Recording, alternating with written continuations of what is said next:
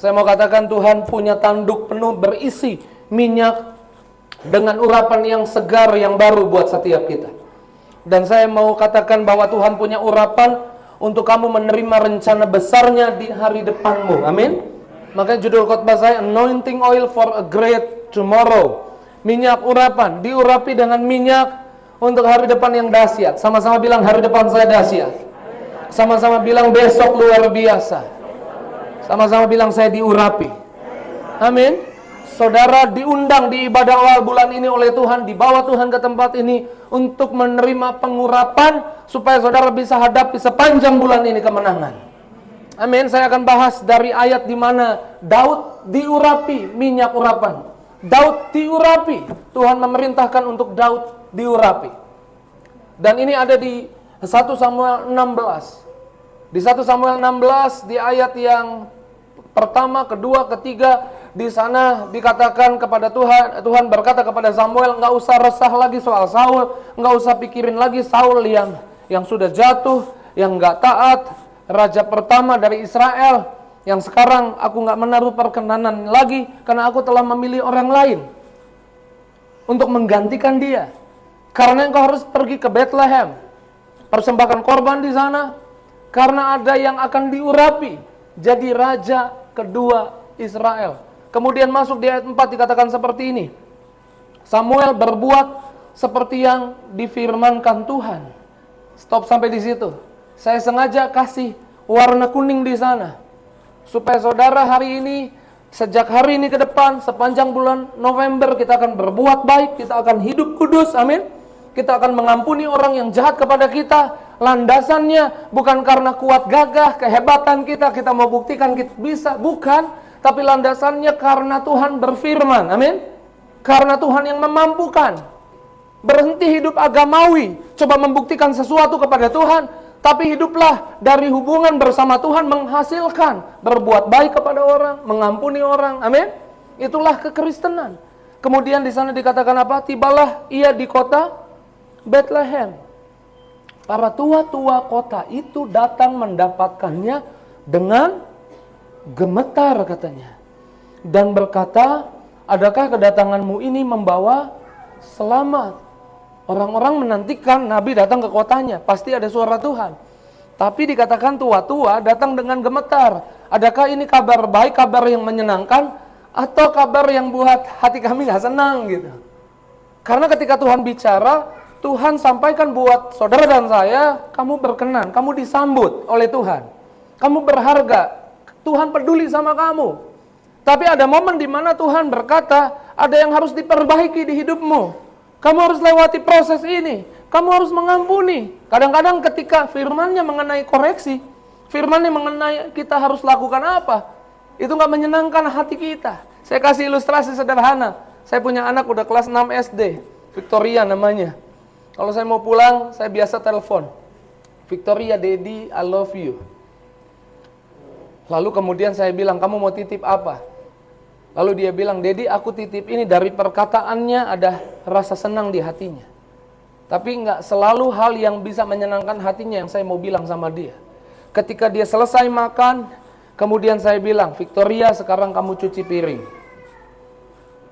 Dari wajahnya bilang ya, tapi kayaknya kesal, disuruh cuci piring. Biasanya omahnya mulai bilang, udah nanti omah aja yang cuci. Saya bilang jangan, biar Victoria yang cuci. Kenapa? Saya mengasihi anak saya bukan untuk hari ini saja, tapi saya mengasihi anak saya untuk di depan nanti. Saya nggak mau nanti di depan anak saya nggak bisa apa-apa. Saya mau bilang Tuhan mengasihimu bukan untuk hari ini saja, Tuhan mengasihimu untuk di depan. Seringkali ada pernyataan-pernyataannya yang mungkin buat saudara, kenapa harus lakukan ini? Kenapa saya harus mengampuni? Kenapa saya harus berkati orang? Kenapa saya harus lupakan kegagalan saya? Mungkin itu tidak menyenangkan. Tapi saya mau bilang, Tuhan mengasihimu hari ini dan ke depan. Dan di depan ada yang besar yang Tuhan sudah siapkan buat hidupmu. Karena engkau perlu mendekat kepada Tuhan. Di ayat 5 dikatakan apa di sana? Di ayat yang kelima, jawabnya, iya benar aku datang untuk mempersembahkan korban kepada Tuhan. Kuduskanlah dirimu dan datanglah dengan daku ke upacara pengorbanan ini. Kemudian ia menguduskan Isai dan anak-anaknya yang laki-laki dan mengundang mereka ke upacara pengorbanan itu. Samuel mengundang semua keluarga Isai dan semua anaknya diundang ke upacara pengorbanan. Kemudian di ayat 6, ketika mereka, yaitu Samuel dan anak-anaknya Isai dan anak-anaknya masuk, dan Samuel melihat Eliab. Siapa Eliab? Anak pertama dari Isai. Lihat Eliab, tubuhnya tinggi besar, agak berotot gitu, keker gitu. Kemudian kelihatan ganteng kayak pendeta di depan. Amin. Benar banget Pak Pendeta. Lalu kemudian Samuel bilang, ini pasti yang gantikan Saul. Karena Saul juga tinggi besar, ganteng. Ini pasti yang gantikan Saul. Lalu sehingga dikatakan seperti ini. Ketika mereka masuk dan Samuel melihat Eliab, lalu pikirnya, sungguh di hadapan Tuhan sekarang berdiri yang diurapi. Ayat 7, tetapi berfirmanlah Tuhan kepada Samuel, jangan pandang parasnya atau perawakannya yang tinggi. Jangan lihat tampilan luarnya.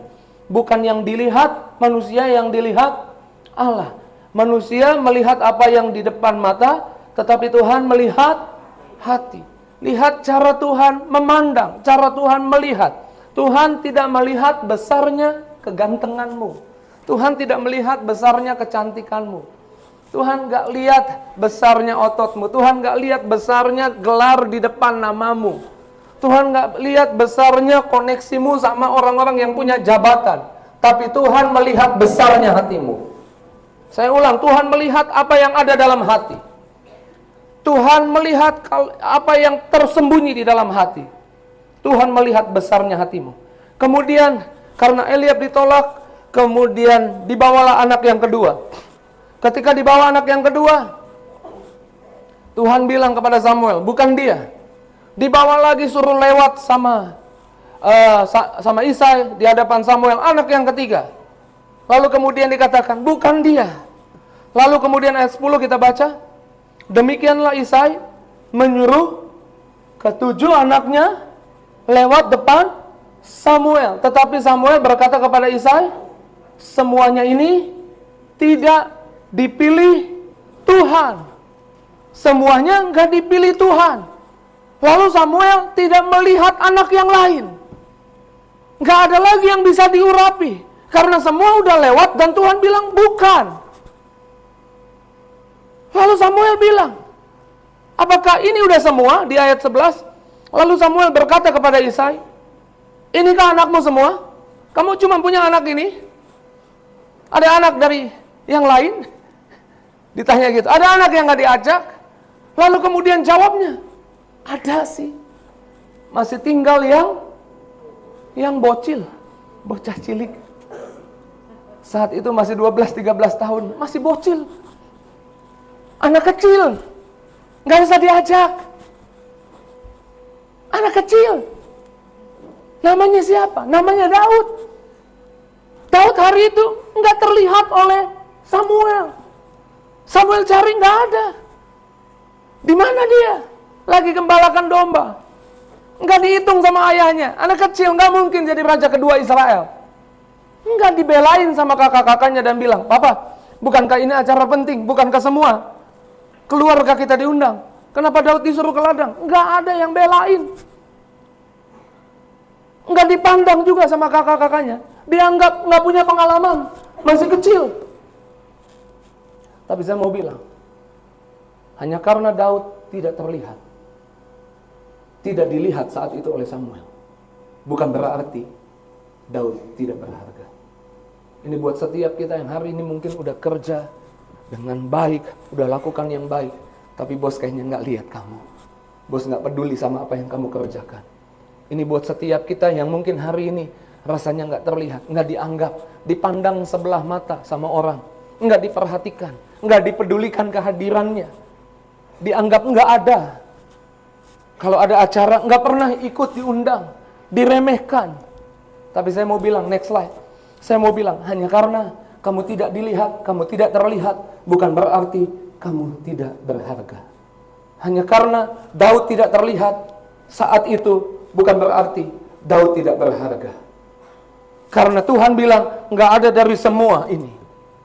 Sehingga Samuel berkata, masih ada lagi nggak anakmu? Ada. Yang nggak aku undang, yang aku nggak ajak. Seringkali mungkin di tengah-tengah tantangan yang terjadi di hidupmu, iblis teriak di pikiranmu, kamu nothing, kamu bukan siapa-siapa, kamu nggak dianggap, kamu nggak terlihat, kamu nggak diperhatikan, kamu nggak dilihat. Saya mau bilang, kalaupun saudara merasa nggak dilihat, nggak diperhatikan oleh dunia ini, oleh orang yang ada di sekitarmu, bukan berarti kamu tidak berharga, kamu berharga di mata Tuhan. Amin. Hanya karena kamu tidak dilihat, bukan berarti kamu nggak punya fungsi dalam hidup ini, nggak punya tujuan Tuhan dalam hidup ini. Seringkali kita merasa putus asa karena orang nggak lihat kita, orang nggak perhatikan kita. Tapi saya mau bilang, Daud pada saat ini mungkin dianggap ditinggalkan ayahnya, kakak-kakaknya, tapi Tuhan bersama dia. Tapi Tuhan ada bersamamu. Tuhan menganggapmu berharga. Di 1 Korintus 12, nanti lihat di rumah, 1 Korintus 12, Paulus menjelaskan tentang tubuh Kristus. Ada yang jadi tangan, ada yang jadi kaki. Dan dikatakan semua punya fungsi, semua berharga. Hanya karena mungkin nggak ada yang bisa bilang bahwa tangan nggak lebih berharga daripada kaki. Semua berharga. Ini berguna untuk pelayanan, ini berguna untuk pekerjaan. Semua ada fungsinya, semua berharga, semua bernilai. Hanya karena tidak terlihat bukan berarti kamu nggak bernilai, kamu nggak berharga, kamu nggak punya fungsi, kamu nggak bisa kasih kontribusi. Hanya karena tidak terlihat bukan berarti kamu tidak berharga. Amin. Sama-sama pegang dadamu, bilang saya berharga di mata Tuhan. Pegang dadamu, bilang saya disertai Tuhan. Amin. Sekalipun Daud kayaknya nggak dilihat, nggak diperhatikan. Saya ingat satu kali ada yang belum percaya Yesus datang ke gereja Tiberias Menteng Prada, kemudian ikut ibadah. Ketika ikut ibadah, ya agak bingung juga lihat orang Kristen ibadah, nyanyinya lagu temponya pelan, nangis, temponya kencang, sorak-sorai. Jadi dia datang liatin orang Kristen ibadah, kemudian matanya tertuju kepada layar dan lirik lagu. Kemudian dia lihat lirik lagu itu, dan hari itu Tuhan pakai lirik lagu itu untuk menjamah hatinya.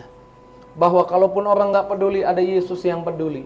Ada Yesus yang mengasihi, ada Yesus yang sudah korban di kayu salib buat hidupmu. Dia baca liriknya, lalu lirik itu dipakai Tuhan, membuat dia dijamah dan meneteskan air mata. Pulang ibadah, dia minta sama pendetanya, saya mau terima Yesus. Saya baru pertama ke gereja. Saya mau bilang, hari itu yang dipakai Tuhan adalah lirik lagunya. Tahukah saudara, siapa yang mengendalikan lirik lagunya, siapa yang enter lirik lagunya, ada di mana dia tidak terlihat oleh jemaat. Ada di ruang media, enggak kelihatan orangnya. Hanya karena engkau enggak kelihatan, bukan berarti engkau enggak berharga. Bukan berarti engkau enggak bisa kontribusi. Amin. Hanya karena engkau enggak terlihat, jangan menjadi lemah, jangan menjadi putus asa. Karena kemudian di ayat 12 dikatakan seperti ini. Kemudian disuruhnyalah menjemput Daud. Ia kemerah-merahan, matanya indah, parasnya, bahasa sederhananya, matanya bagus, kulitnya kemerah-merahan, ganteng. Saya bingung ayat ini. Tuhan di atas bilang gak lihat rupa, kok di sini Tuhan lihat rupa? Tuhan gak lihat gelar, kok gak jadi lihat gelar kayaknya gitu. Saya mau bilang bukan berarti Tuhan gak lihat rupa tuh artinya saudara ya udah bangun pagi Tuhan gak lihat rupa, Tuhan lihat hati, nggak usah sisiran dulu, nggak usah gosok gigi, cuci muka, langsung aja keluar. Lalu cari jodoh, nggak akan ketemu jodoh, nggak ada yang mau deket juga, bau ya kan. Lalu nggak usah belajar, nggak usah dapat gelar, nggak usah ada nama gelar di depan, nggak usah, udah nggak usah belajar. Tuhan lihat hati. Saya mau bilang nih, next slide. Tuhan lihat tampilan luar ketika hati lebih besar. Dengar baik, Tuhan akan perbaiki tampilan luarmu, Tuhan akan percantik tampilan luarmu, kalau hatimu udah lebih besar. Jadi yang diperbaiki di dalam dulu, lalu tampil keluar. Karena di dalamnya percaya, ada berkat Tuhan, ada kebaikan Tuhan, rajin belajar, dapat gelar. Sehingga waktu dapat gelar nggak sombong, karena percaya itu dari Tuhan, bukan dari kuat gagah dan hebatnya. Slide sebelumnya, dikatakan apa di sana? Lalu Tuhan berfirman, bangkitlah, urapilah dia, sebab inilah dia. Wow, saya suka. Ketika Daud enggak diperhatikan, enggak diperhitungkan, bahkan enggak diajak, tapi datang waktunya, Tuhan bilang panggil dia, untuk momen penting ini, panggil dia, inilah dia. Akan datang waktunya buat saudara yang merasa hari ini enggak ada perubahan di hidupmu, enggak ada jawaban doa di hidupmu, mungkin kau sedang dikuduskan, disembunyikan sama Tuhan. Lalu akan datang waktunya Tuhan bilang, panggillah dia, urapilah dia. Amin. Saya percaya di depan ada berkat-berkat yang besar. Ada hari depan yang dahsyat yang dari Tuhan, karena yang kau diurapi di awal bulan ini. Saya ingat waktu masih memimpin pujian di lantai atas, ada teman saya datang, dan dia senang temannya sekarang pelayanan. Lalu satu kali ibadah, dia bawain kotak sebesar gini gitu, kasih sama saya, kasih kado. Lalu saya bilang, ini kado buat apa? Nggak mau kasih aja. Pulang sampai di rumah saya buka kadonya. Lalu saya lihat, oh ada dasi. Warnanya bagus, saya suka dasinya. Lalu saya taruh di lemari. Lalu besok mimpin pujian. Kemudian saya nggak pakai dasi itu, saya mimpin pujian. Minggu depannya saya nggak pakai dasi itu, saya mimpin pujian lagi. Saya ketemu teman saya nggak pakai karena warnanya bagus, dasinya bagus. Saya taruh di lemari, saya mau pakai nanti buat acara Natal. Karena ini bagus banget nih dasinya. Kemudian di minggu ketiga saya nggak pakai, teman saya selesai ibadah, ngobrol-ngobrol, dia bilang begini, kadonya udah dibuka belum? Saya bilang udah. Aduh, gua salah kasih kado kayaknya ya. Lu suka nggak sama kadonya? Saya bilang suka banget sama kadonya. Serius suka. Warnanya suka nggak? Ih, warnanya bagus. Beneran. Kenapa sih? Saya bilang. Enggak, saya mau tanya aja. Beneran nggak saya nggak salah kasih kado? Kamu suka nggak sama kadonya? Saya bilang saya suka. Saya suka sama dasinya, sama warnanya saya suka. Kok nggak pernah dipakai? Katanya. Saya nggak pernah lihat kamu pakai, masih pakai dasi itu aja katanya. Iya, saya nggak pakai. Jangan curiga dulu. Saya nggak pakai karena saya mau pakai untuk acara Natal. Nggak mau dipakai di hari Minggu biasa. Dasi yang kamu kasih bagus. Hari-hari ini banyak anak-anak Tuhan curiga sama Tuhan. Ketika sesuatu kayaknya nggak terjadi di hidupnya, ketika sesuatu kayaknya masih begitu-begitu aja, alami proses, kemudian kayaknya dilupakan sama Tuhan, merasa ditinggalkan sama Tuhan, merasa kayaknya nggak dipedulikan sama Tuhan. Saya mau bilang, akan datang waktunya, janganlah curiga ke arah yang negatif, tapi curigalah kalau engkau disembunyikan karena engkau sedang dipersiapkan untuk momen besar di depan. Ketika bumi gelap, kekelaman meliputi seluruh bumi, terang Tuhan terbit atasmu. Amin. Terang Tuhan terbit atasmu dan engkau akan ditampilkan di sana. Amin. Tuhan punya sesuatu di depan sana dan Tuhan sedang mempersiapkanmu hari ini. Ketika saya bahas dan mengingat hal ini, saya teringat Ayub. Kalau saya jadi temannya Ayub, ini kalau saya jadi temannya Ayub hari itu, saya akan bilang begini sama Ayub, kamu udah dilupain sama Tuhan. Saya akan bilang gini sama Ayub, mungkin kamu punya dosa, jadi Tuhan gak perhatikan kamu. Kamu ditinggalin, karena Ayub hari itu gak tampil, gak diberitakan pasti di kaumnya. Karena yang diberitakan kan yang sukses-sukses, sementara mungkin temannya naik, dipromosi. Dia lagi hancur, ditinggalkan rasanya. Tapi tahukah saudara, dia bukan ditinggalkan, dia dikuduskan.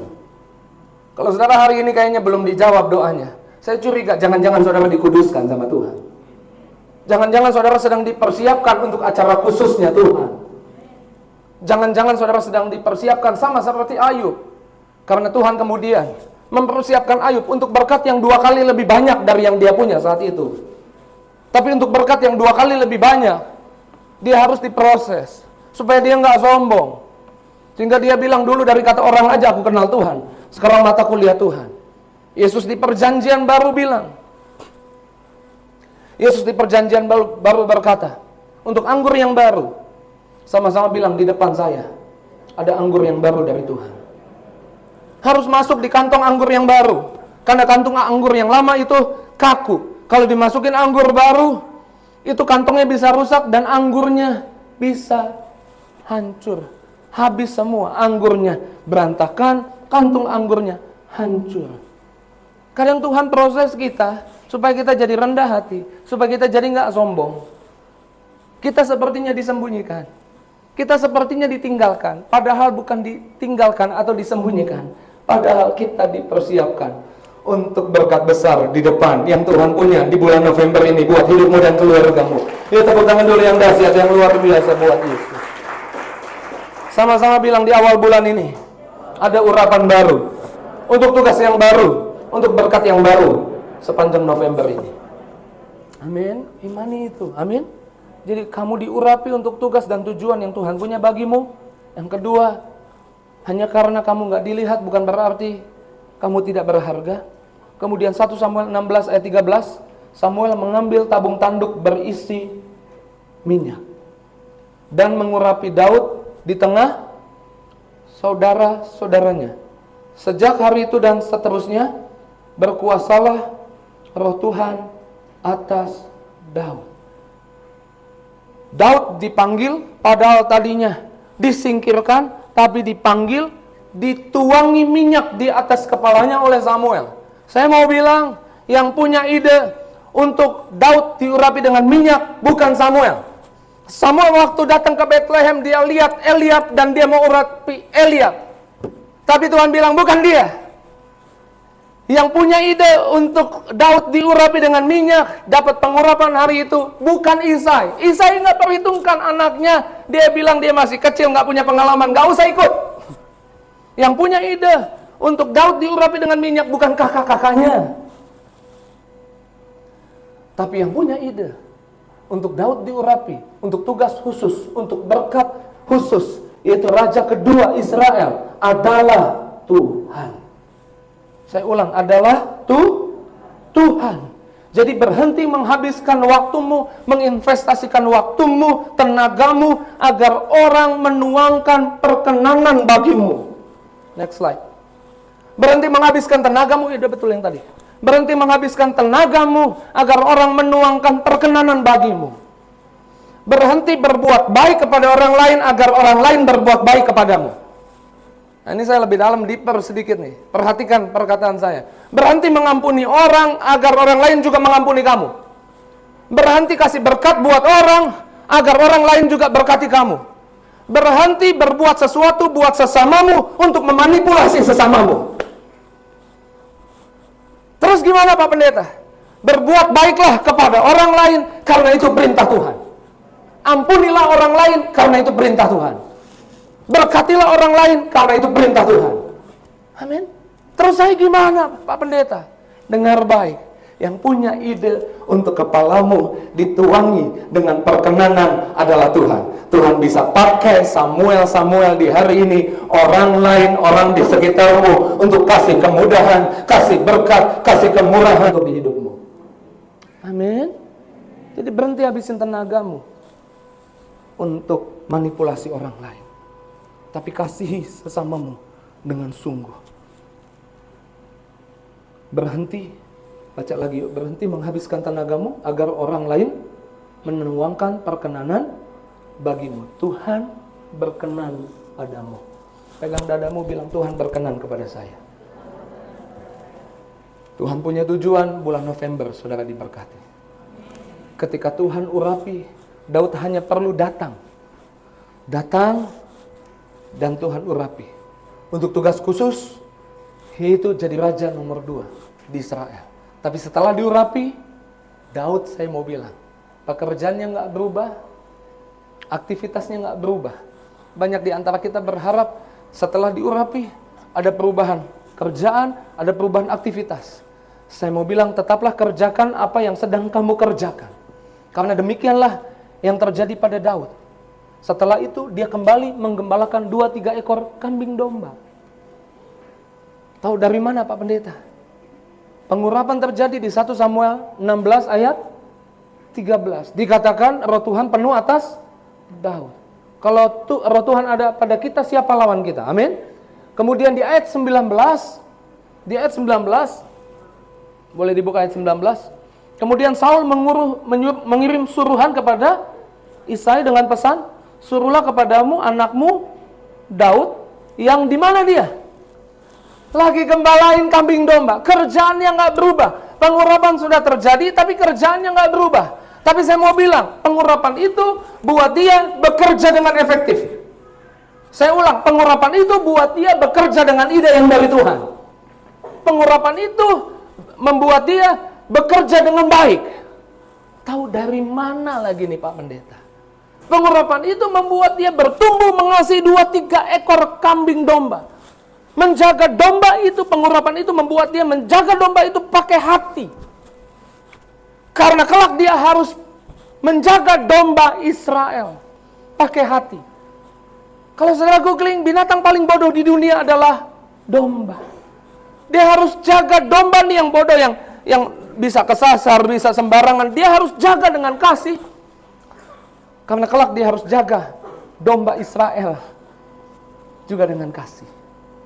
Kerjanya sama, tapi efektifnya beda, kuasanya beda, urapannya beda, hikmatnya beda, kesungguhannya beda. Urapan itu buat seperti itu. Kemudian antar makanan ke medan peperangan buat kakaknya, dia ketemu Goliat. Goliat menghina orang Israel dan dia marah, kenapa orang ini hina orang Israel? Lalu dia bilang, biar aku lawan dia. Dia harus izin sama Saul. Saul bilang, emang kamu bisa lawan dia? Dia jawab seperti ini, next slide. Dia menjawab seperti ini. Pula kata Daud, Tuhan yang telah melepaskan aku dari cakar singa dan cakar beruang.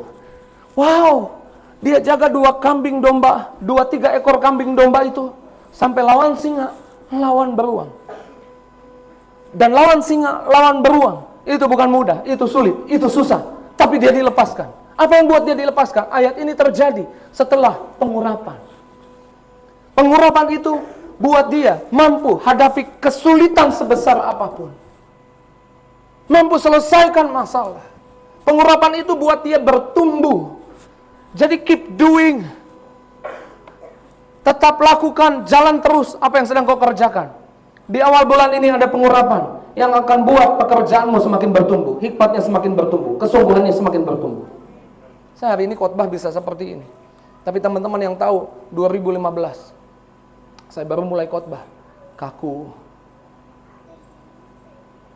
Apakah saya diurapi hari ini? Iya, hari itu juga diurapi. Tapi pengurapan itu buat saya makin bertumbuh. Gimana makin bertumbuh? Keep doing preaching. Tetaplah kerjain apa yang saya kerjain. Nggak berubah. Tetap khotbah, tetap susun bahan, tetap doa sama Tuhan harus ngomong apa buat jemaat. Dan itu bertumbuh. Daud tetap jaga, tapi sekarang kekuatannya beda. Cakar singa dia lawan, beruang dia lawan. Dan kita tahu dia ketemu Goliat. Dan waktu dia lawan Goliat dikalahkan. Menuju promosi berikutnya buat Daud. Daud dielu-elukan. Lewati lagi proses kemudian. Singkat cerita, Daud kemudian jadi raja kedua di Israel. Nama Daud sungguh sangat dikenang oleh orang-orang Israel. Namanya nama yang besar. Saya mau bilang Tuhan punya rencana besar buat hidupmu. Amin. Tuhan punya berkat yang besar di depanmu. Tapi hari ini, kalau engkau merasa nggak diperhatikan, merasa disembunyikan, jangan curiga sama Tuhan, jangan putus asa. Hanya karena engkau nggak dilihat orang, bukan berarti engkau nggak berharga. Hanya karena rasanya Tuhan nggak buat kamu tampil hari ini, bukan berarti Tuhan nggak akan buat kamu tampil. Tuhan akan menampilkanmu di momen yang terbaik yang Tuhan punya buat hidupmu. Amin. Bilang kanan kirinya, ada Tuhan yang buat hal-hal besar buat kita. Jangan takut, jangan bimbang, jangan khawatir. Amin. Urapan Tuhan itu membebaskan Daud. Urapan Tuhan itu buat hatinya Daud berubah. Dan saya mau bilang kenapa Daud diurapi, bukan artinya 7 kakak-kakaknya payah. 7 kakak-kakaknya Daud juga orang hebat. Bukan orang payah, orang hebat juga. Tapi untuk tugas jadi raja kedua Israel, limited edition itu miliknya Daud. Saya mau bilang kamu limited edition. Kamu satu-satunya. untuk jadi raja kedua Israel. Satu-satunya orang yang berhak terima pengurapan, Daudlah. Saya percaya di depan, besok lusa, sepanjang bulan ini di depan sana, ada rencana Tuhan yang besar. Dan rencana Tuhan yang besar, itu hanya punya kamu. Itu milikmu. Amin. Karena kamu satu-satunya yang ditujukan oleh Tuhan untuk maksud itu. Bukan yang lain. Sama-sama bilang, saya limited edition. Ayo dengan bangga tengok kanan kirinya sambil pegang dada, saya limited edition gitu. Amin. Bilang, saya satu-satunya. Amin. Kamu satu-satunya yang Tuhan siapkan untuk berkat khusus. Saya percaya ada berkat khusus di keuangan, di rumah tangga, di masa depan anak-anakmu. Amin. Nggak sama satu dengan yang lain, sidik jari kita beda. Makanya saya mau bilang, kamu limited edition, kamu satu-satunya. Daud melewati 7 kakak-kakaknya. Pemain musik boleh siap-siap. 7 angka sempurna. 7 perfection number. 7 artinya udah selesai nih, sempurna. Tapi yang sempurna itu dilewati hanya untuk satu orang, anak ke-8. Hanya untuk Daud. Number 8, nomor 8. Dan 8 artinya, next slide. Puji Tuhan, haleluya. Pendetanya terlalu semangat kali ya. Ya kita tepuk tangan dulu yang dahsyat buat Yesus. Sama-sama bilang, Tuhan Yesus baik. Dia punya rencana indah buat saya. Amin. Daud lewati 7. Daud lewati yang sempurna. Kemudian Daud adalah anak ke-8. 8 artinya awal yang baru. Di awal bulan ini, di November ini, saya mau bilang, Tuhan punya new beginning. Tuhan punya awal yang baru buat kesehatanmu. Tuhan punya awal yang baru buat bisnismu. Tuhan punya awal yang baru untuk masa depan anak-anakmu. Rencananya nggak berubah, tapi sesuatu yang baru dia punya buat hidupmu. Amin. Rencananya udah jauh hari dia siapkan, tapi hal baru akan kamu lewati hari ini. Tuhan punya new beginning buat hidupmu. Untuk apa? Untuk Tuhan kasih tahu, kekuatanmu nggak bisa, kehebatanmu nggak bisa, tapi kamu harus tahu, kamu punya Tuhan. Kamu punya Tuhan. Karena kamu punya Tuhan, ada new beginning buat hidupmu. Ada awal yang baru buat hidupmu. Saya percaya November ini di depan ada hal-hal dahsyat Tuhan siapkan buat kita. Kalau ada yang menghalangi, saya mau bilang 7 kakaknya nggak bisa halangi Daud, Isai nggak bisa halangi Daud, Samuel nggak bisa halangi Daud. Daudlah yang berhak terima pengurapan itu. Daudlah yang berhak terima berkat itu. Dan saya percaya bulan ini ada berkat yang Tuhan sediakan di depanmu. Orang lain nggak bisa rebut, orang lain nggak bisa halangi. Itu milikmu, itu kepunyaanmu.